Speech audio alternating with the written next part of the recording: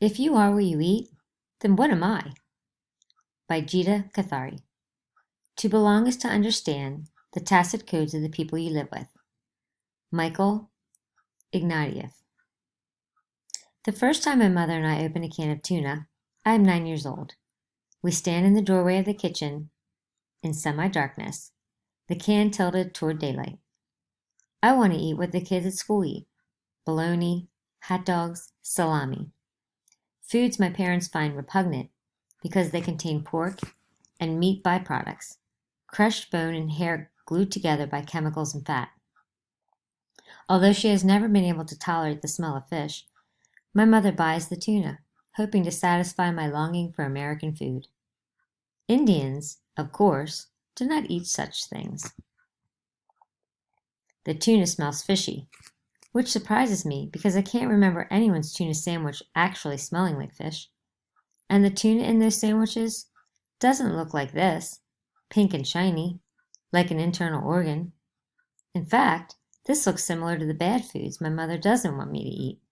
She is silent, holding her face away from the can while peering into it like a half-blind bird. What's wrong with it, I ask. She has no idea. My mother does not know that the tuna everyone else's mothers made for them was tuna salad. Do you think it's botulism? I have never seen botulism, but I have read about it, just as I have read about but never eaten steak and kidney pie. There is so much my parents don't know. They're not like other parents, and they disappoint me and my sister. They are supposed to help us negotiate the world outside, teach us the signs, the clues to proper behavior, what to eat, and how to eat it.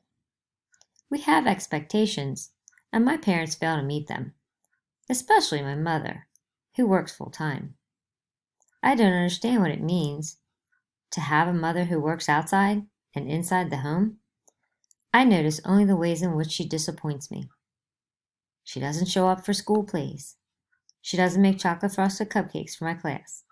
At night, if I want her attention, I have to sit in the kitchen and talk to her while she cooks the evening meal, attentive to every third or fourth word I say. We throw the tuna away. This time my mother is disappointed. I go to school with tuna eaters. I see their sandwiches, yet cannot explain the discrepancy between them and the stinking, oily fish in my mother's hand.